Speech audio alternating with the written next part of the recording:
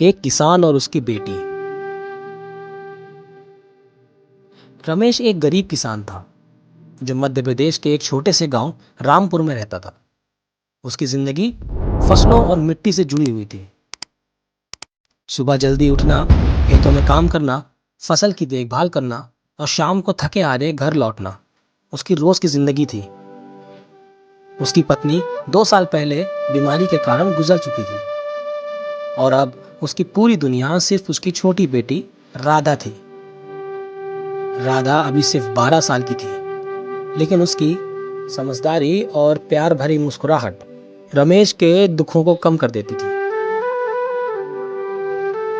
राधा एक मासूम और हंसमुख लड़की थी। वो अपने पिता का हाथ बटाती, घर के छोटे मोटे काम करती। जब भी समय मिलता खेतों में जाके पेड़ की छाया में बैठकर किताबें पढ़ती। उसका सपना था कि वो एक दिन बड़ी होकर शहर जाए, पढ़ लिख कर कोई अच्छी नौकरी करे और अपने पिता की जिंदगी सुधारे। मगर गरीबी की जंजीरें उसके सपनों को कैद किए रखती थी। पिछले कुछ सालों से मौसम किसानों के हक में नहीं था। कभी बारिश वक्त से पहले आ जाती, कभी सूखा पड़ जाता। रमेश का उधार बढ़ता जा रहा था। साहूकार रामदास, जो गांव का सबसे बड़ा महाजन था, हर महीने नया सवाल लेकर उसके दरवाजे पर आ जाता। रमेश, अगर अगले महीने तक पैसे नहीं दिए तो खेती की जमीन मेरी हो जाएगी। रामदास की ये धमकियां अब रोज की बात हो गई थी।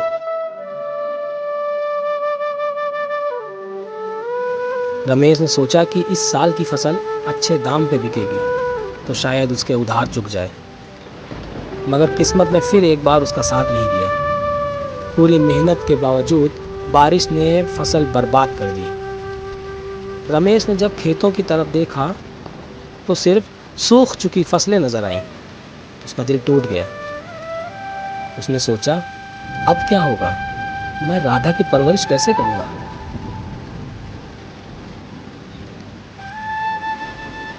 जब राधा ने देखा कि उसके पिता हर वक्त उदास रहते हैं तो उसने एक फैसला किया। वो चुपके से साहूकार रामदास के घर गई और उससे विनती की।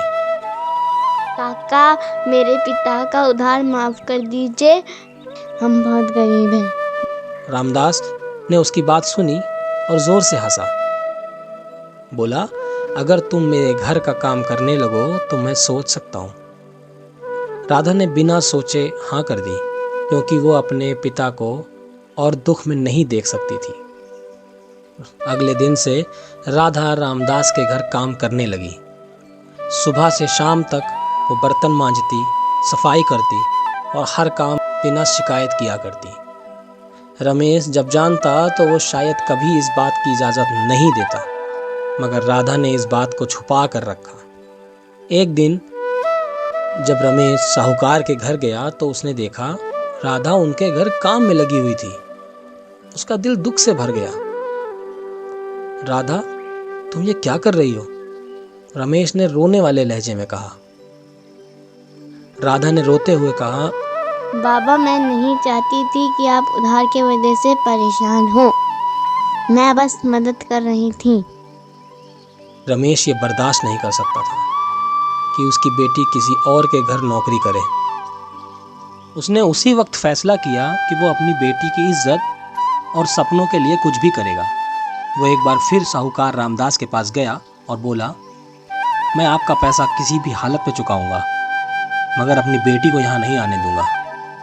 रामदास हंसने लगा और बोला, तो फिर सिर्फ एक रात की बात है। अगर तुम मुझे अपनी ज़मीन लिख कर दे दो तो मैं तुम्हारा सारा उधार माफ़ कर दूंगा। रमेश इस फैसले की गहराई समझ गया। अगर वो ज़मीन दे देता तो उसके पास कुछ भी नहीं बचता, और अगर नहीं देता तो वो और राधा सड़क पर आ जाते। उस रात रमेश पूरा वक्त जागता रहा। उसके मन में सिर्फ एक ही सवाल था, बेटी की जिंदगी बचाने के लिए वो क्या करे।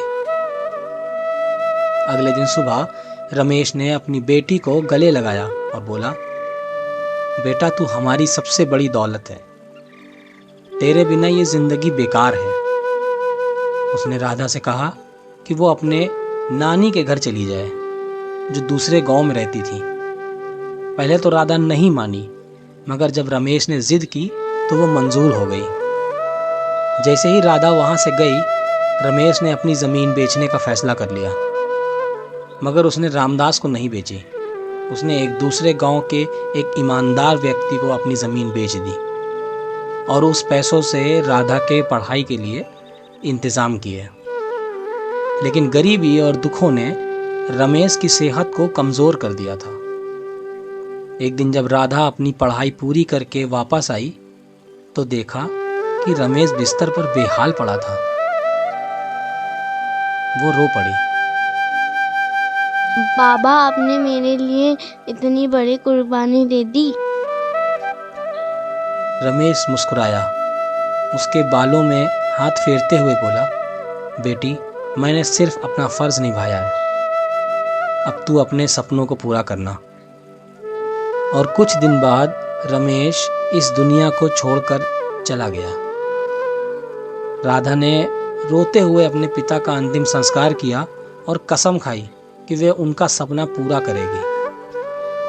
उसने पढ़ाई में मेहनत की और एक दिन अफसर बन गई।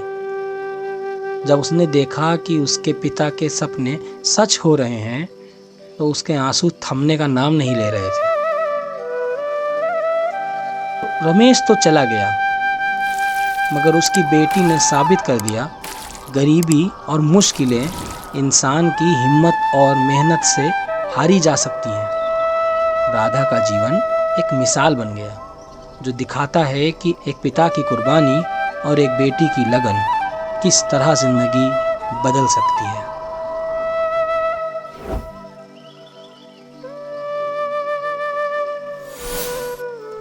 अगर मेरी कहानी आप सबको अच्छी लगे, आपके दिल को छू जाए या कुछ सिखाए, तो सब्सक्राइब करना ना भूलें।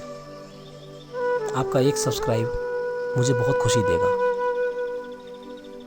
और कमेंट में ये ज़रूर बताएं कि किस टॉपिक पे कहानी चाहिए। मैं कोशिश करूँगा इंशाल्लाह लिख सकूँ। शुक्रिया आप सबका।